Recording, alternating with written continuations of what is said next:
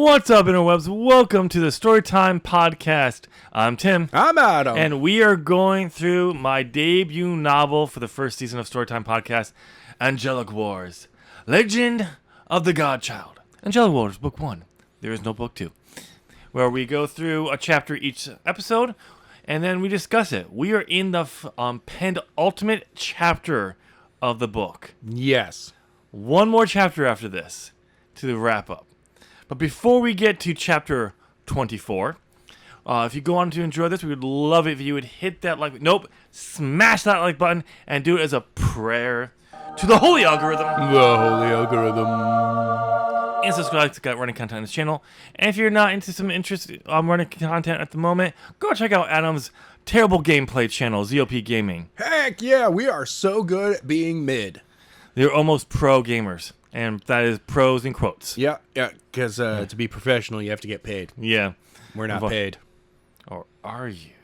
Well, there was that time. No. Anyway, with that out of the way, let's get to chapter 24. Chapter 24. Wrath. Natalie continued down the path. Kiana was waiting at the bottom, about 2/3 of the way down. Her foot caught a crack that formed when she accidentally jammed the coral sword into the ground. She tripped and hit her head on a sharp rock. Natalie's lifeless body lay on the ground, not moving, blood gushing out of the wound on her head.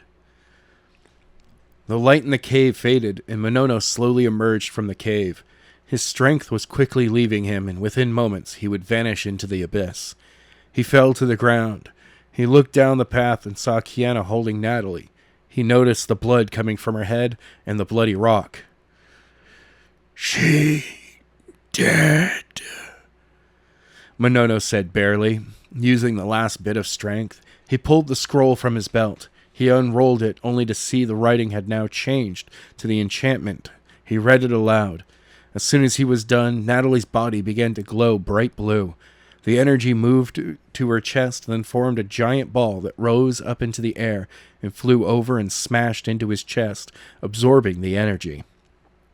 His body began to glow, and his strength had returned to him. The light emitting from his body became even brighter and quickly engulfed him completely. Kiana was still kneeling, holding her sister in her arms. She looked up to see where the light was coming from. After a minute or two, the light exploded and vanished. Monono stood, his eyes blazing bright, blood-red energy. The power that was hidden in Natalie's body had passed to Monono. Sage flew as fast as he could, headed right for the safe haven. The mountains flew by him as he moved through the air. "How could Monono find us so fast?" wondered Sage. "I figured we had at least until morning before you would find it." As he continued his way towards his target, up ahead the safe haven came into view. He still had a few moments before he arrived, but that could mean the difference between life and death for both Kiana and Natalie. As he approached, 3 little dots flew up and stopped in his path. As he got closer, he noticed they were members of Monono's coven. He slowly came down and came to a stop a few feet from them. It was the 3 men who had been talking to Monono. They floated a few feet from each other with huge gargoyle wings. "Get out of my way," Sage shouted. "I will not hesitate to send you to where you belong."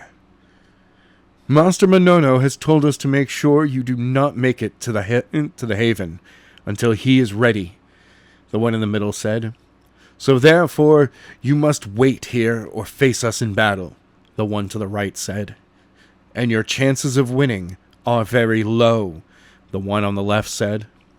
"I don't have time for this," Sage said. "If you do not move, I will cut you down where you stand."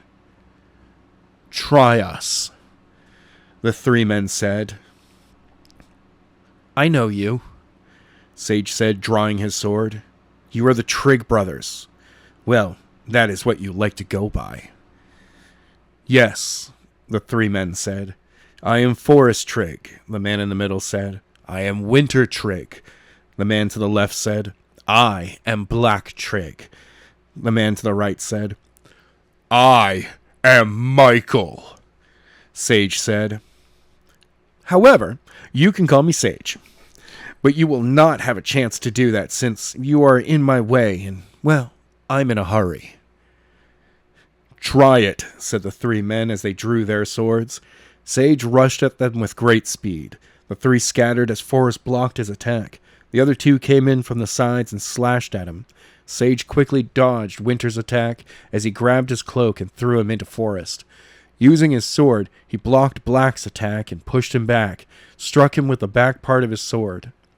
He flew and crashed into his brothers. They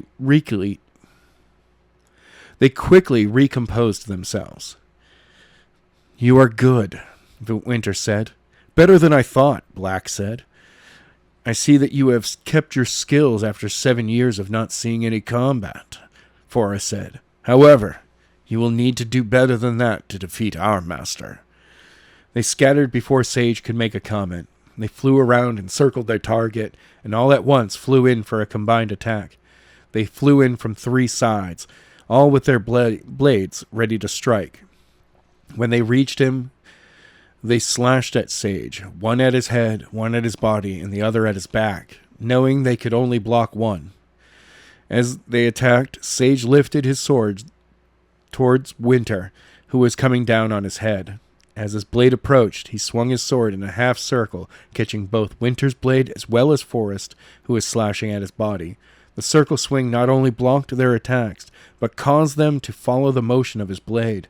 As Sage swung his sword, he also turned, bringing the swords of the 2 angels around, which he used to block the attack of Black. Sage stood holding the blade at an angle above his head, pressing the swords of Winter and Forrest against Black's. Only Sage and Black were able to move their swords, but before Black could, he swung his sword downward and slashed Black along his shins, sending his legs flying the same direction the sword was moving. Sage followed it up with a powerful blow to the back of his blade. Sage followed it up with a powerful blow with the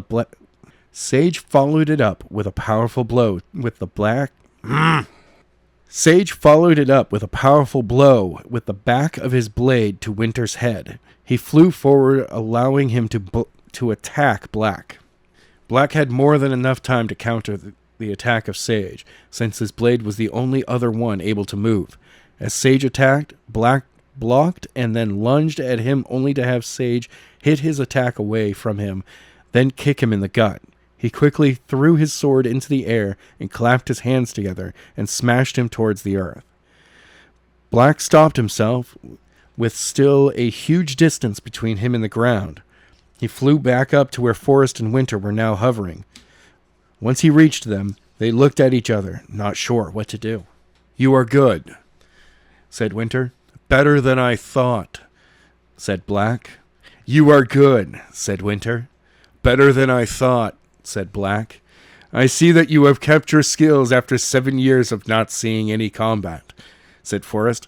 However, you will need to do better than that to defeat our master. I'm done with you, said Sage, and I will find out.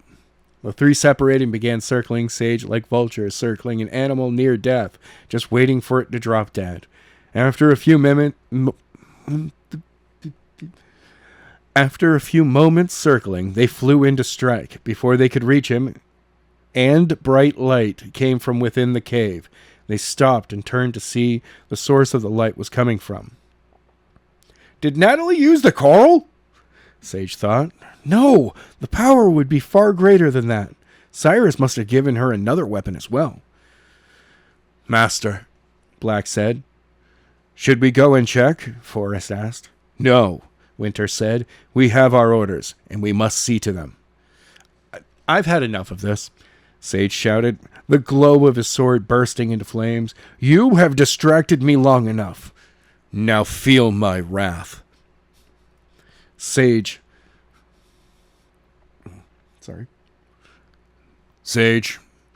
Cyrus said, flying over to them. Cyrus, Sage said, what are you doing here? The Almighty told me to get back to the cave, Cyrus said, stopping by Sage. He told me that Monono was on his way to the cave and that the creatures I was watching were to keep me distracted, so I came as fast as I could. I just saw a flash of light come from the cave, Sage said. However, it was not the coral. Did you give her another weapon? No, Cyrus said. I did give Kiana... Kiana's with her, Sage said.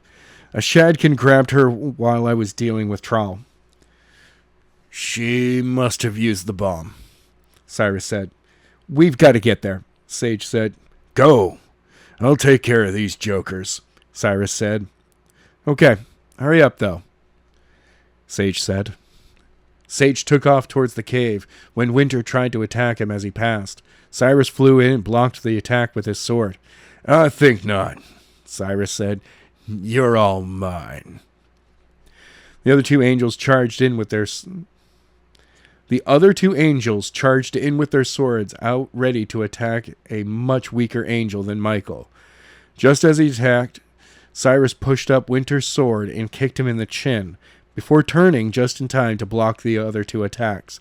Before anyone could continue, a blinding light shot into the sky. The whole mountaintop was engulfed in the light. Natalie, Cyrus said. Monono must have killed the girl, Black said. This means we are unbeatable. I would disagree, Cyrus said as he pushed back their swords. Almighty's glory. Winter, Black, and Forest all caught themselves and went to attack. Just as they began to charge, bright white light shot off of Cyrus's body, so pure and holy that the three fallen angels instantly burst into flames and faded into the abyss. Seconds later, the light faded, and Cyrus looked pleased they were now gone. Good, Cyrus said, placing his sword into its sheath. I hope Sage got there before that light happened. However, I feel something bad just happened to Natalie and Kiana. I'm coming, Michael. Cyrus flew towards the safe haven as fast as he could, not knowing the condition Kiana or Natalie was going to be in, or if Monono and Sage had begun to fight. Monono bent over and picked up the scroll and placed it in his pants, then began to walk down the path towards Kiana, who was trying to wake up Natalie. When he reached her, he grabbed her by the back of her shirt and pulled her up until she was face to face with him. Your sister is dead, Monono said with a firm voice that had authority. Now, it is your turn to join her in death. Monono glanced up at the sky and saw Sage was within moments of reaching him. He glanced at Kiana and then dropped her. She landed on her stomach, which knocked the wind out of her. Michael is here, Monono said, continuing down the path. I want you to see what I do to him before I kill you.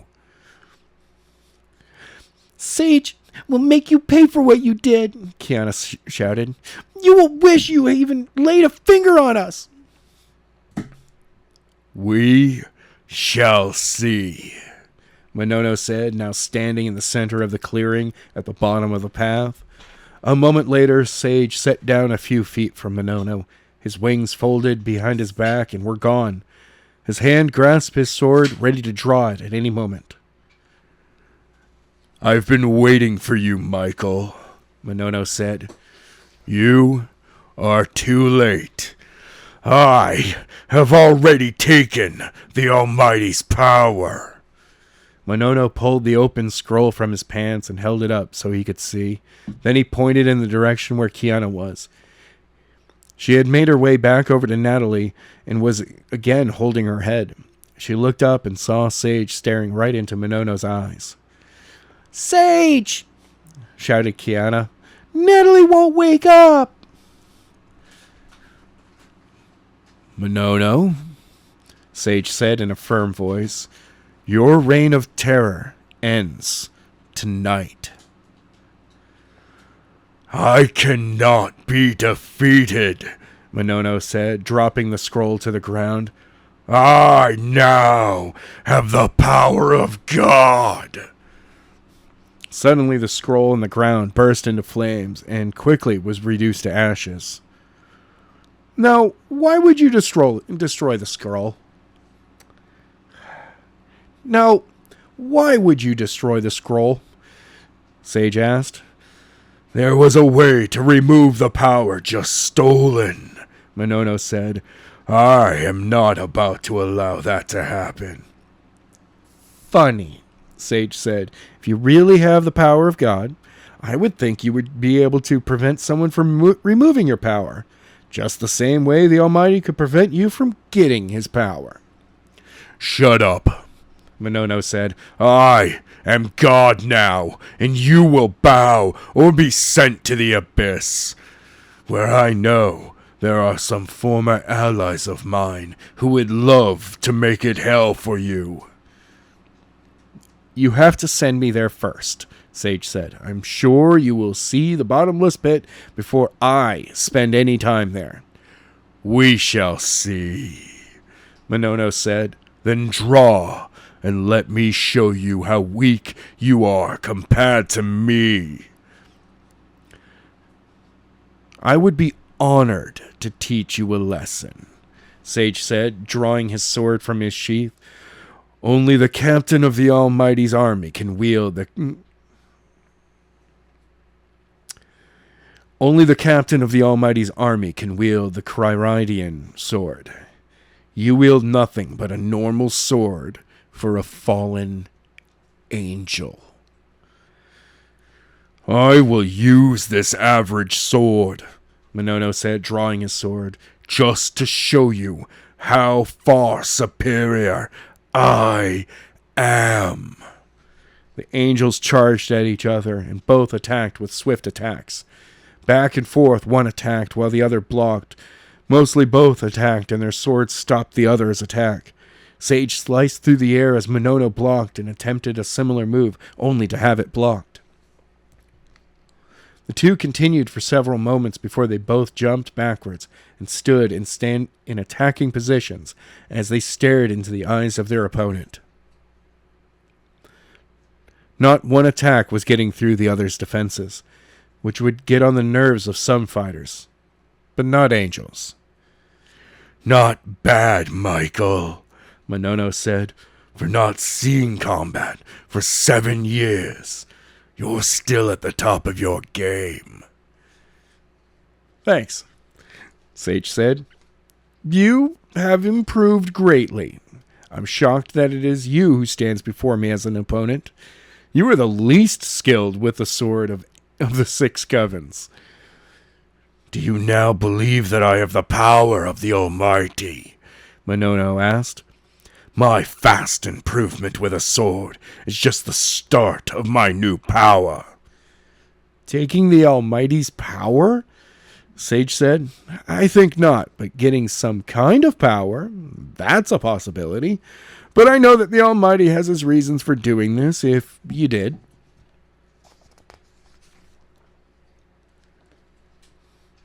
I'll just have to show you what the Almighty is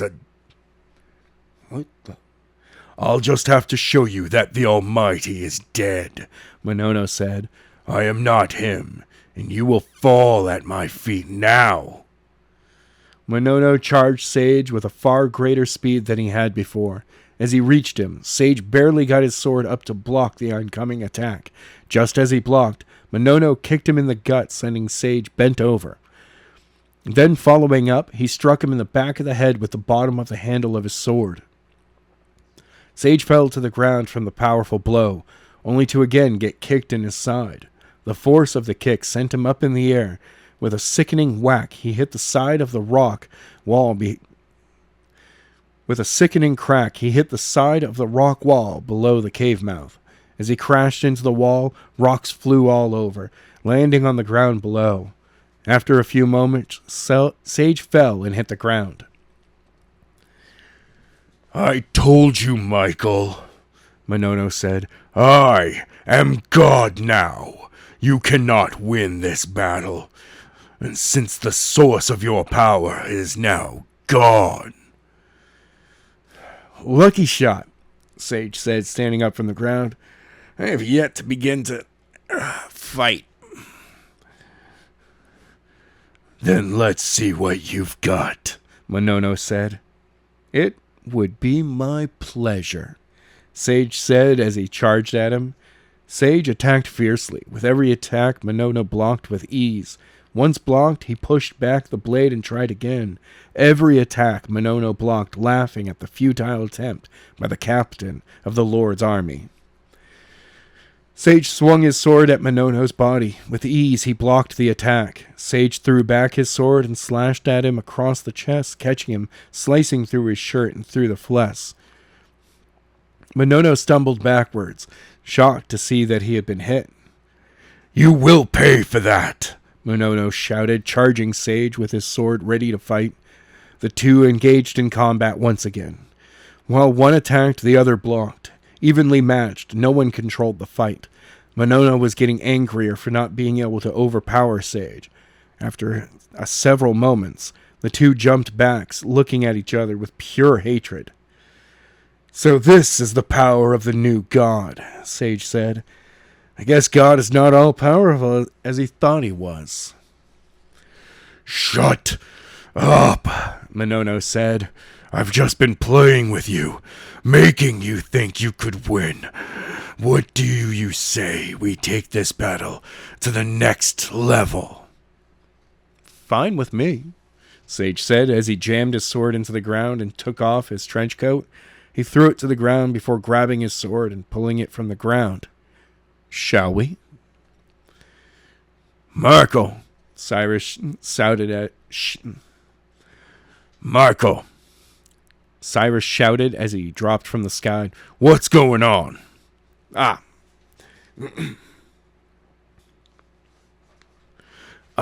Cyrus," Monono said. "You too can join Michael in the abyss once I have done playing with him."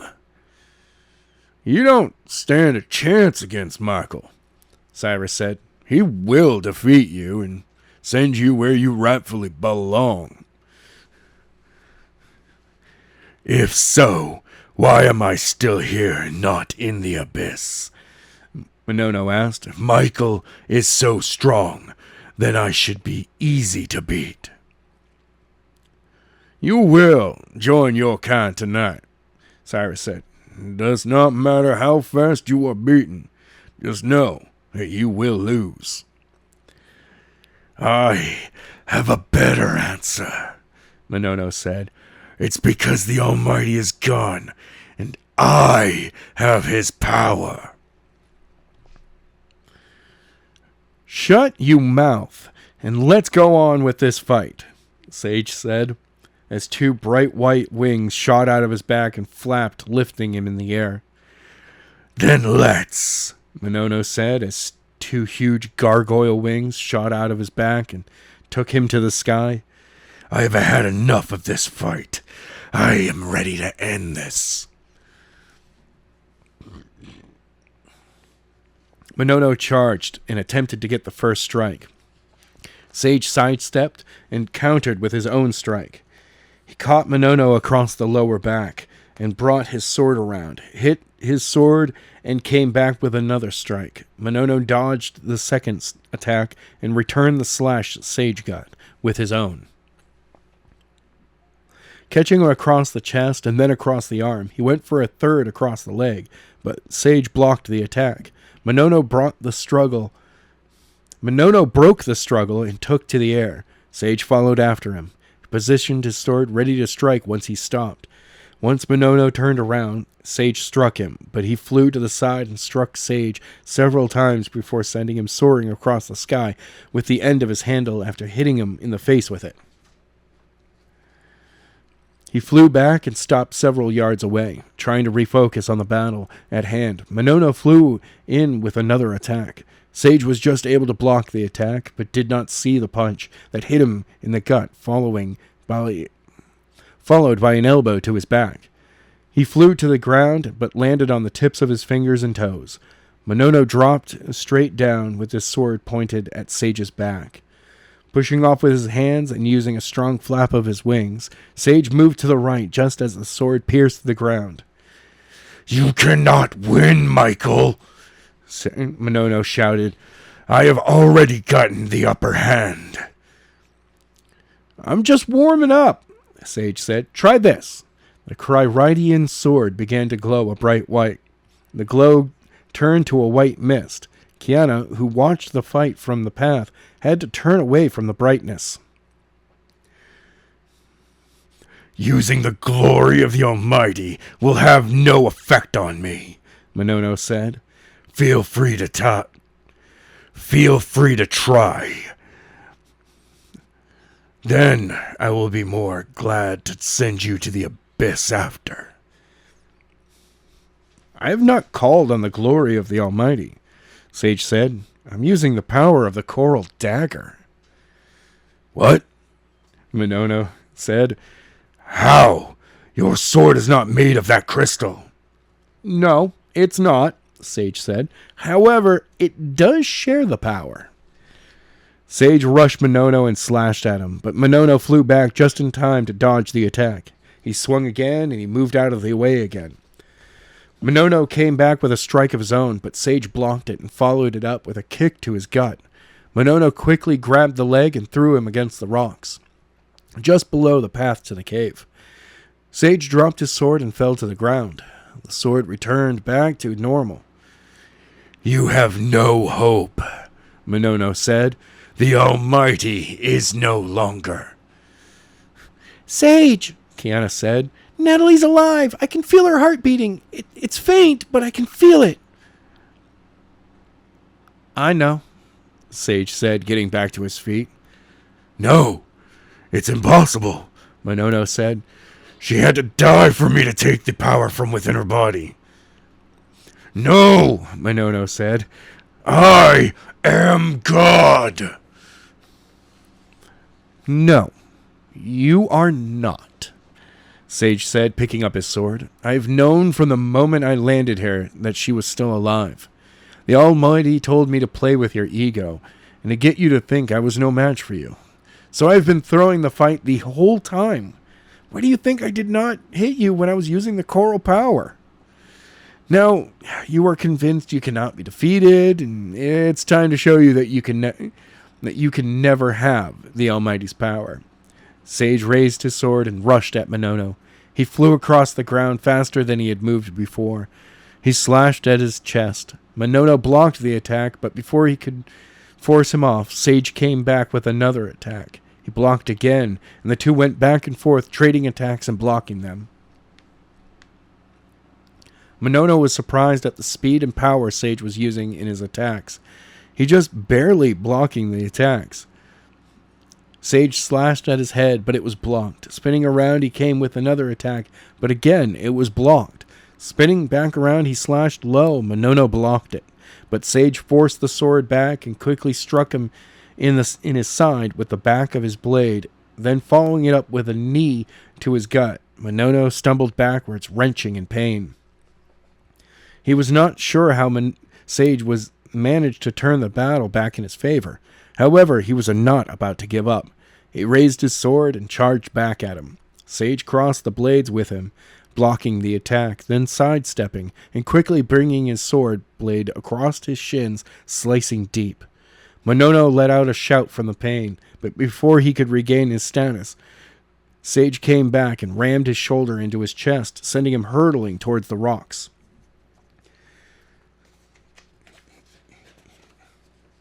Once Monono hit the rocks, he was dazed. His arms fell to his side with his sword still in his hand.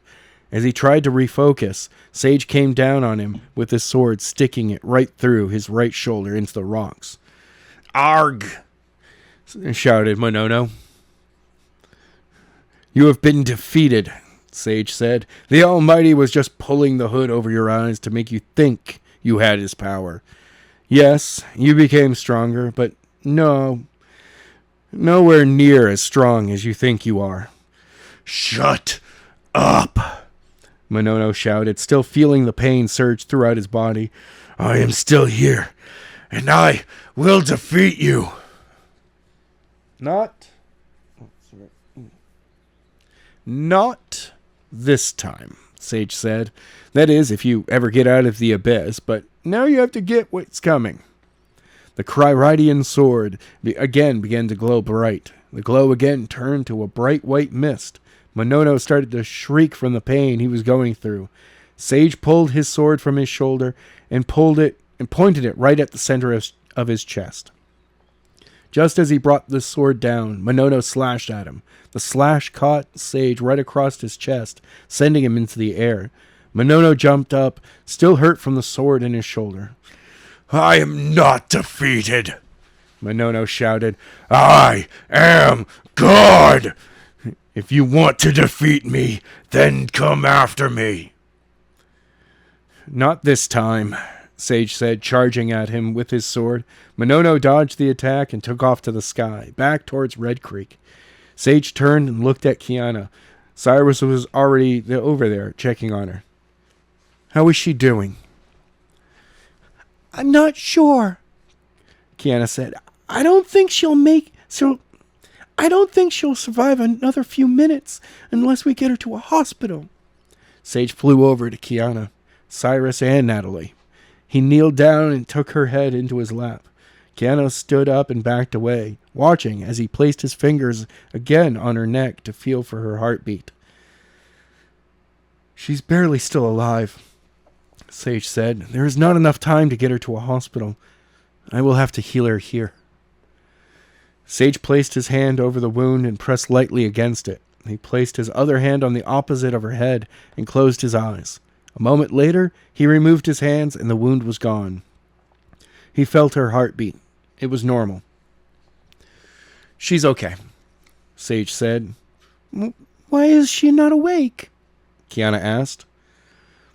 She's still out from the blow to her head, Sage said. I have healed all the damage done by it. She will wake soon. Cyrus, take both of them back to the house. I'll come and check on them soon. Going after Monono and make sure he gets what's coming. All right, Cyrus said. Good luck, Kiana said. Cyrus carefully picked up Natalie in his arms, and Kiana climbed on his back. Once she was on, and had rampant... God fucking damn it. Once she was on and had tightly wrapped her arms around his neck, he took off into the sky. Sage followed after them, making sure Kiana was not going to fall off. Once high in the sky, the two angels took off in different directions. Sage followed after Monono, who was heading back for Red Creek. Cyrus headed back to Red Creek, taking a different path, so that it would not run into Monono first.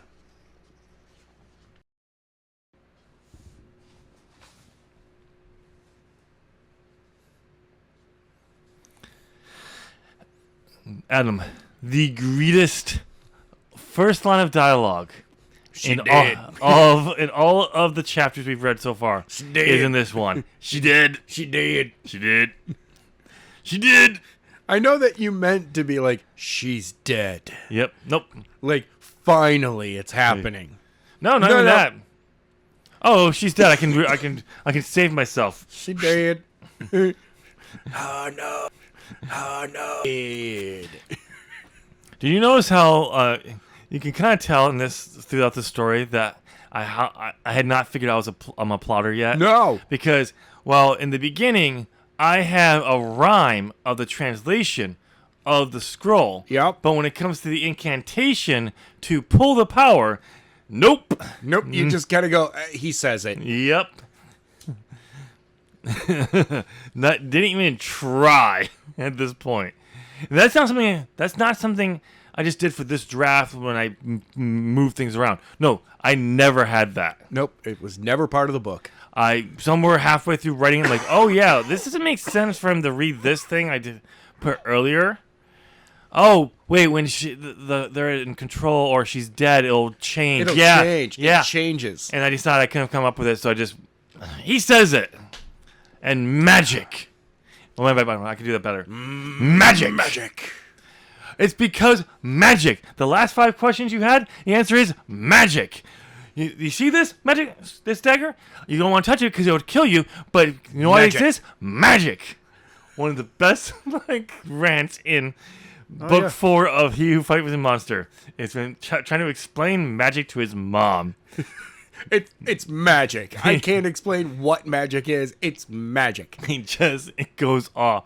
Yeah. But yeah, magic. But yeah. I know I said this in the last episode, but Yeah. I'm going to say it this one. I thought we established that the pen light grenade wouldn't hurt Monono I all that thought much. so, too. I'm sorry. Monono! But did the Almighty, Cyrus do something to it? Cyrus, damn it, stop trying to make that a thing. All right? We all know that Cyrus is clearly not the Almighty. Come on. No, he's... Or is he? Yeah. Okay, but going to the big picture, overall thoughts on the chapter. It's your third act final fight. The heroes finally is having the throwdown with the villain that you expected. The BBEG, the DM is rolling the dice. You're like, what's happening here? And we get the snarkiest sage we've ever had. Yep. We get a villain that I swear is just, it's AI because it just goes back to its original programming. It's not a good AI, those Trig brothers, just repeating themselves. I see that you are still as good as you were 7 years ago. You haven't lost a step. And say just like, wait, what? No, hold on. I'm done. We're finishing this fight. Oh, wait. So we're going to the Trig Brothers already? Okay, Oh, yeah. Hold on. First, I got a few notes on the Trig yeah. Brothers. The Trig Brothers, names. Not sure why I named them. I think it was to tell them apart in the fight scene. Though I could have just gone Angel 1, Fallen Angel 1, or Angel 1, Angel 2, Angel 3, and everything. But apparently ain't there. And what's up with Forest? And then what was the other one? Forest, Winter, and Black. Yeah, you got the seasons, and then all of a sudden, black. There's no spring and summer. It's just black. Nope. Only. And Forest isn't even a season. No, it's a type of Topography. Yes. You did kind of. It was topography, the seasons, and a shade. In a color. Nope, shade. Black's not a color. It's the absence of light, so there's no color. Black So, is a color. It's a shade. It cannot be. And then also, in response to what you were talking about, the Trig Brothers, Yeah. Michael's not losing thing. So the Trig Brothers are shocked that Michael, the Archangel, Oh yeah. had not lost his skills in 7 years. 7 years. Dudes! He's fucking Michael! Yeah. Come on! Yeah. He's not human. Nope. He is like immensely old, and you think that 7 years would change anything for him? But he became human. But he got his powers and memory back. He's not human now. Everything came back. Did he actually lose them? No. Did he just get locked away and the sword unlocked them? Exactly. For crying out loud. Yeah. So, yeah. No. I think he should have been named Mitchell instead of Sage, but that's just me. No. It's kind of close to Michael. No. Not at all. They call him Mike. I am Michael.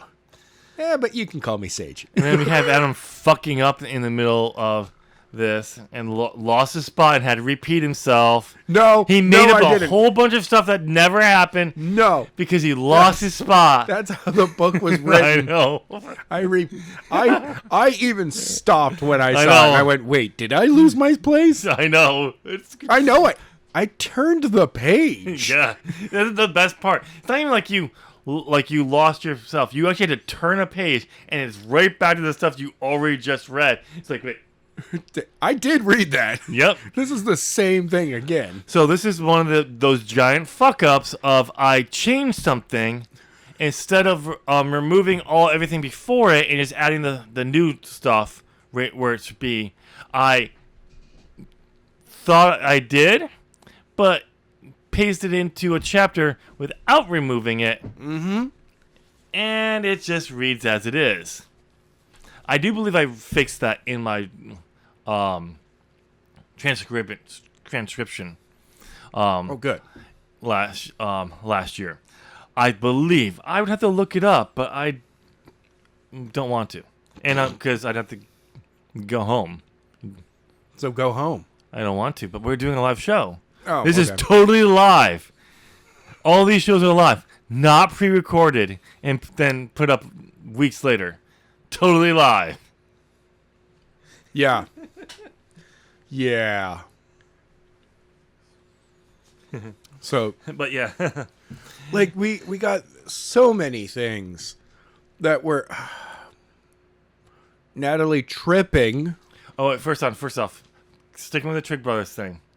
The Trig Brothers calling Cyrus a weak angel. Yeah. Cyrus is totally not a weak angel. No. And yeah, no, you're not, Trig Brothers. Cyrus is totally the Almighty. Cyrus finally revealed his true form Yep. as the Almighty. I mean, as an angel. I mean, as an angel. He was totally showing his true form as an angel of the Lord, not the Almighty. He is not the Almighty. He's just an angel. Jesus. Anyway, yeah, he he definitely. You wanted to write the Almighty doing a lot of stuff, but you had to have a vessel or it be him.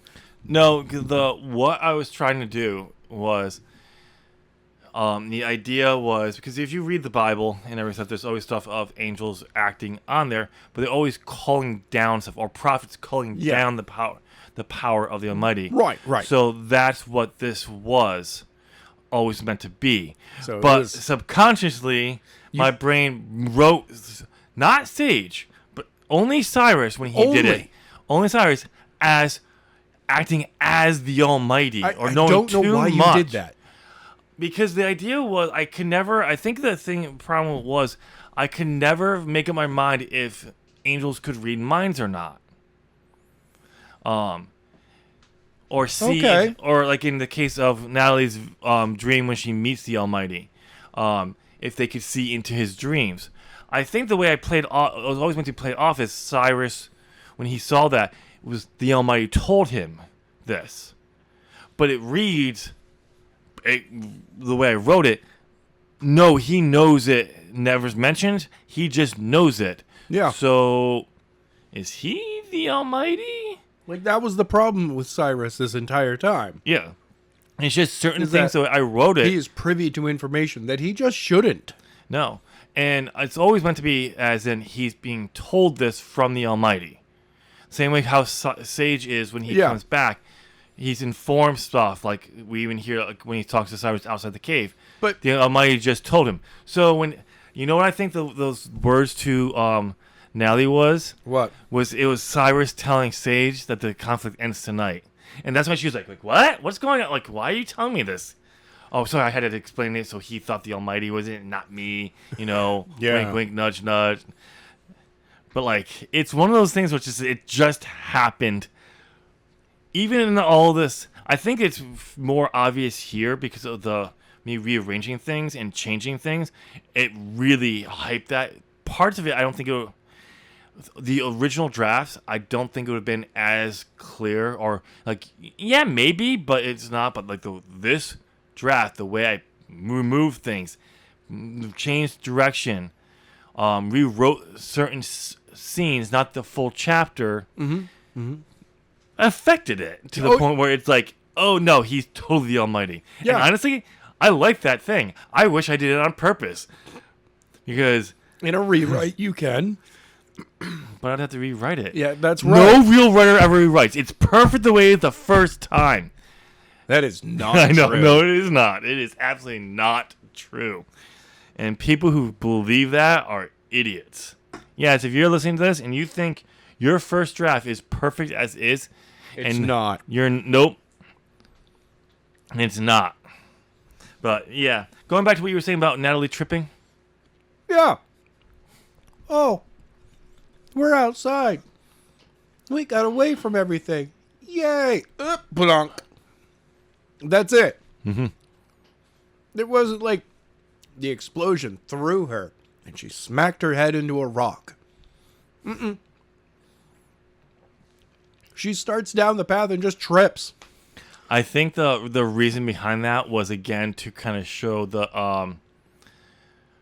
randomness of death. no, it was to show God's plan in a way. No, to defeat part Well, of in God's that plan. case, that was the Almighty killing her. Yes, Oh, in God. a sense, because that was part of the plan. Oh, Cyrus. By the That's plan, so terrible. By the plan, they have to lure out Monono. Yeah. Sorry, Monono, and all that. So she has to be dead. Air quotes around dead.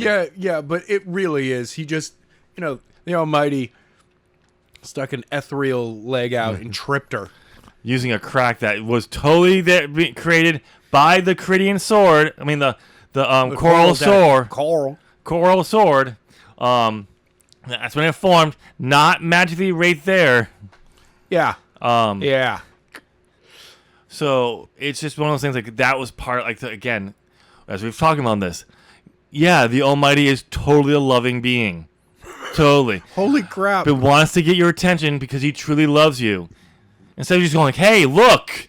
Ta-da! Or is in my favorite thing in Supernatural, during season 11 when they actually they revealed that Chuck, the prophet, was always the God, and you have what's his name, The Metatron? Metatron is on the run, and he just appears in this bar, and he's like, "You're always my best work." He's like, "Who are you?" He's like, "Chuck." I thought you were dead. Like, "Oh right, I forget. People can't always And I was like, "Know who I am." And I was like, "Let them. You're gonna want these. Just put them on." He's like, "Okay," and he's just like, Oh. he just goes like, moves his finger, and then, oh, bright light is like, And then it... dives off. I would be like, hallelujah. That's what I would have put the music there, but All right. Yeah. Oh, man. but that's Oh, you. but yeah, that's like, but no, he's gonna do the loving thing by making you get close to death, be tortured, or lose all your money and be poverty ridden because you chose not to listen to him because he wants your attention. Yeah. No, It's again, kind of a toxic relationship, really. no, it is a toxic relationship. And it's just one of those things where it's like, but when I wrote this, you're totally bought into the whole, no, he's true loving. Doesn't our father not discipline his children? Yeah. Sure. But torture them? Make them go through horrible experiences? No. No. But you buy into that because you use analogies like that. It's it's a father disciplining his children, but going to illegal methods in our Huge, terrible things. If a real father did that to Any something of the their Almighty children. they would lose their children. So yeah. But yeah, then we get to the finally the confrontation between Monono and Sage. Yes. And I just like Sage is maybe a little overconfident, right? Yeah. So, as I read it, I immediately realized that Sage knew because he wasn't commanding. Yeah. Like, that was a Sage who immediately was like, dude, you can't beat me. Mm-hmm. I know that you can't beat me. And Monono being like, especially since like at every time like he'd get, kicked in the, in the ribs and sent across into a tree. And Sage just stands up like, well, he is yeah. Michael, even though Well, he's yeah, supposed to but, name like, the Almighty. you would think there would be like, son of a, I think I you know. got a rib. I Oh, know. Nothing. He just gets up. He's like, ugh. But my question, I have a question. Maybe Yeah. you can help me answer this question. Yes, maybe. Even though I'm the author of the book, but maybe you might be able to help me with this. Sage is a bit of a prick.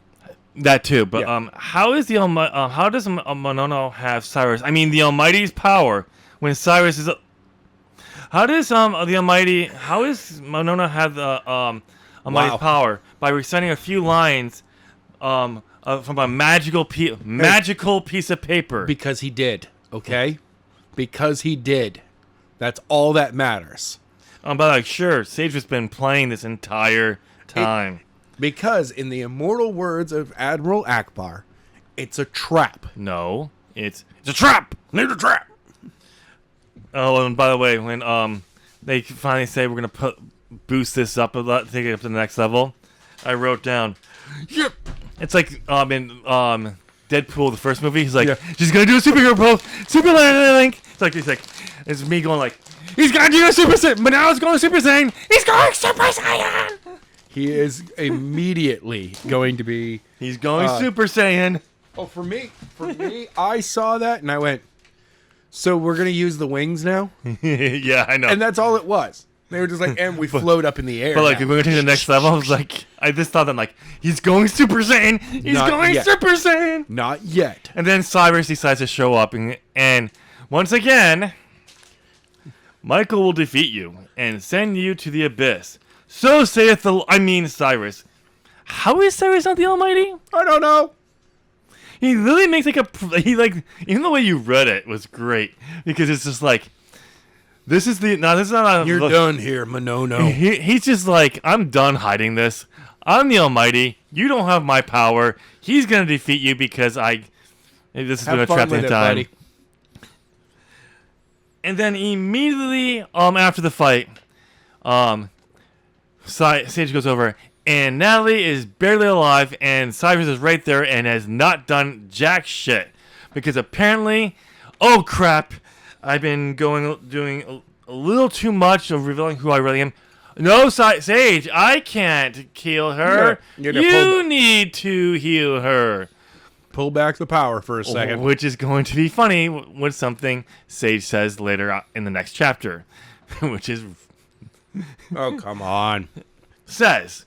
Not do, but just says. Yeah. Which kind of contradicts all of this. I mean, we still have... we have a thread line that even now, I hope we wrap that up in the next chapter. Well, we kind of have to, because Raven. We kind of have... Nope. We may or we may not. I cannot confirm or deny that we ever hear anything about Raven's future. Raven's story, her being revealed as another angel would be a great idea. That she swept up everything and made, Sage's apartment look wonderful. By the way, how is he going to pay for the apartment now? By the way, how does he have an apartment? School loans. How is he going to pay those back? How are they ever going to try to get him to pay those back?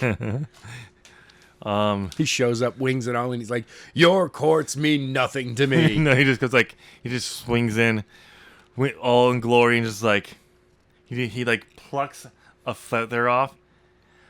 That should cover it, and more, and then flies away. We can't accept feathers. And he's like, I'm out. And then I look back and it's like white gold. That doesn't exist. But they know it's clearly what it is. He does realize that he just basically broke our economy with that. Yeah. Yeah. So rare, like... The rarity of this is so rare that it's actually not worth anything. Because we can't. If we put it out there, it would... Maybe we can use it on electronics. Maybe. It's just like, we can't put it out there for evaluation, but maybe we can use it in electronics. And it's the most perfect conductor.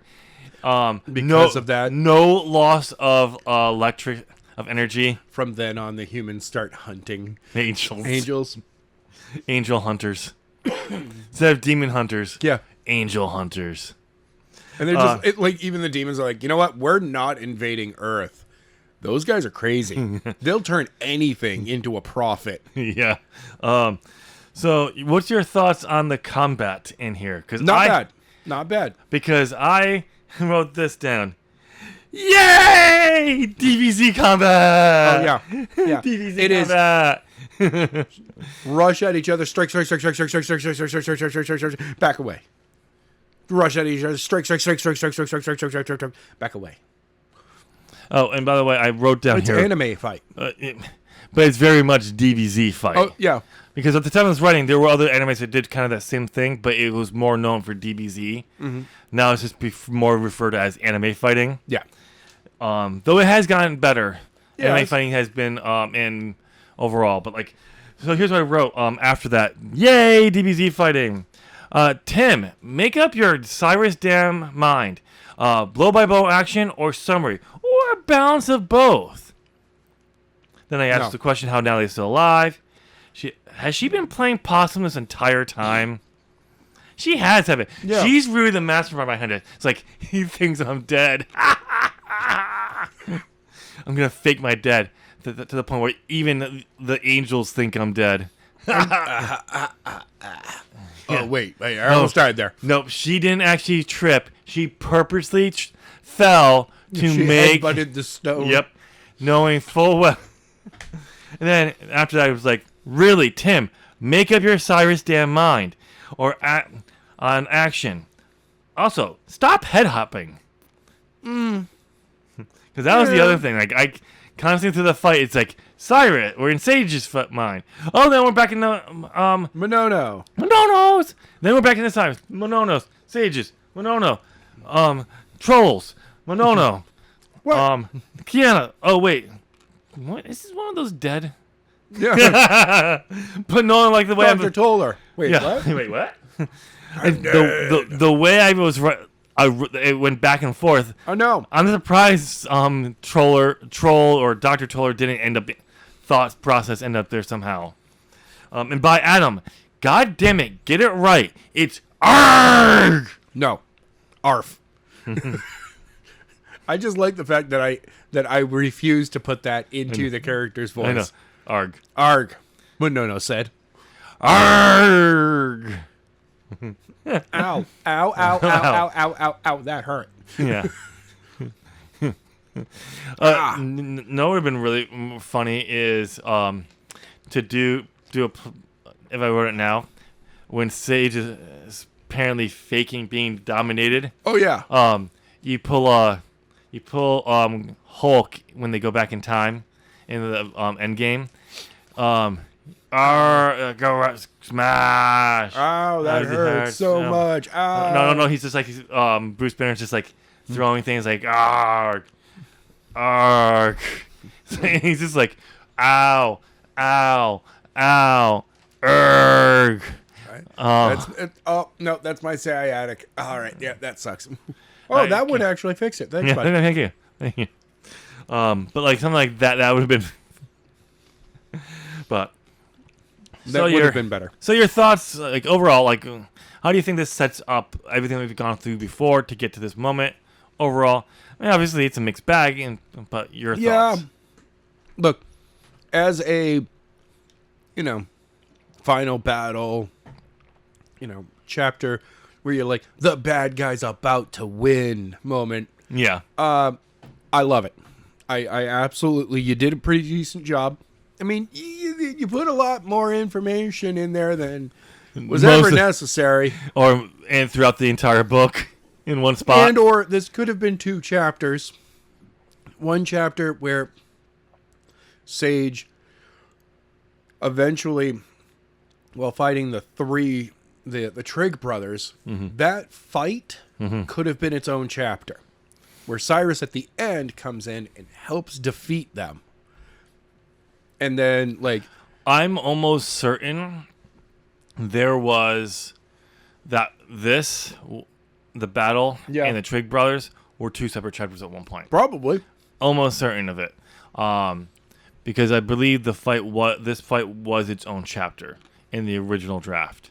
And then I condensing, trying to, like the whole, like half the fight, like he's fighting and all of a sudden we get this, we repeat the stuff, and then we get the flashes. That was too condensed because, like, no, the whole point was Michael's too beyond. I think the original idea was he's still getting used to his powers again, right? And that's why he was struggling not struggling, but they could fight on his level. Also, typically you have the lackeys try one last time. You got that mini boss level. Yeah. That would have been Troll.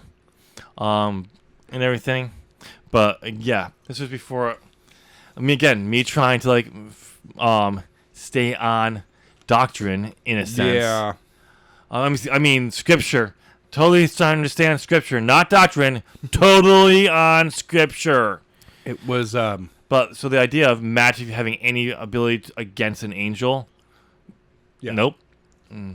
Especially not dark magic. But they're also angels. no, I know.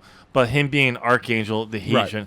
So I think that was it. But then when I put this draft together, the idea was we're getting to the point where, they got, okay, great. You got a little bit there. Oh, we're out. He's going to dominate. Oh, Cyrus coming over. You need to go take care of no. Cyrus, no. And I'll take care of them. Yeah. Type thing. Only to reveal he is the Almighty. I mean, what? Yeah. Like, what? Nope. Cyrus is the Almighty. Cyrus is totally not the Almighty. If he would have hailed Natalie. Unless he realized everything he's been doing so far was a little too much of revealing who he was, so he cut back and... Well, obviously the next chapter is the final chapter. It is the final... It's the final chapter! So everything's getting wrapped up next episode. Except for Raven. I don't know what you're talking about. She better... Nope. I am going to say that this is the worst book that has ever been made. If her storyline is not wrapped up in the last chapter. She's not decaying in Sage's department. She's just kind of locked in time, dead in Sage's apartment. Just dead. Older. But she's not decaying. She's kind of just frozen in time. Maybe she's dead. Maybe she's body's revolting. Maybe not. We will never know because it's never covered. Or maybe it is. Until the door is opened. Yeah. It's Schrodinger's cat. And then we know. Yeah. It's Schrodinger's cat, but it's Sage's apartment is what we're gonna call this theory. Is Raven really dead, or isn't she? You never know until you open up the bedroom door. Yeah. Or his apartment and you smell it. And then you're really gonna know. Yeah. But you gotta open up a door first to find out. Okay. Yeah. I should have done this entire reading of this book. But I'm gonna do it now. Maybe we'll do it in season 2. I'll incorporate this in. Oh, yeah. What do you want to see in the next chapter? After reading this chapter, I want to see a resolution to Raven's thread. Besides that, I want to see a resolution relying on what we read. Chad Smith. Yeah, I can tell you that you're not gonna get that. I'm never gonna get another Chad Smith moment. No, you're not. That 10th grader who delivers pizzas. Nope. Come on. Nope. This is crap. I can promise. Okay, based on what we got in this chapter, what do you want to see in the next chapter? Oh, I want to see Michael defeat Monona. Really defeat him. A decisive victory? Yeah. So do you mean like another battle over a longer battle where the ultimate sage wins, or decisive like no? When I said I was playing with you and letting you think this. Okay. Oh yeah, this is the squash match. The squash match. Okay. You'll have to tune in to find out in the final chapter if that is what happens. Exactly. Next week. Same Angelic Wars time, same YouTube channel. It doesn't make sense. It would be the same YouTube time. Wait. But yeah, there's no time. You heard me. Anyway. Just go with the whole Batman from the 70s, 60s? 60s theme.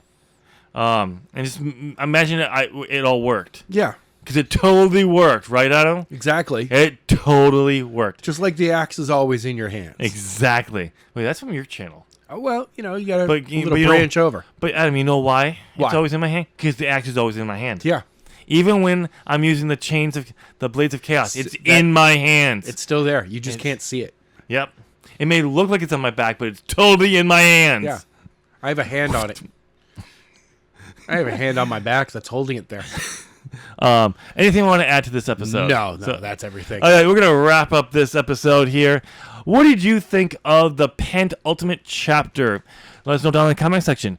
And since you made it this far, we're assuming you're enjoying this, so why not go and sacrifice that like button as a prayer to the holy algorithm. The holy algorithm. And subscribe because I got right content on this channel. It'll be on screen now. But also be sure to check out Adam's channel, ZOP Gaming, for some terrible We are really good at being mid. pro gamers play and sucking. There are quotes around that pro. Yeah, there's totally quotes around that quote. Yes, I just said there's totally quotes around that quote. Yeah, I heard that. Yeah, totally quotes around that pro. But pick something. We'll see you there. Thank you so much for watching, listening, whatever. Bye.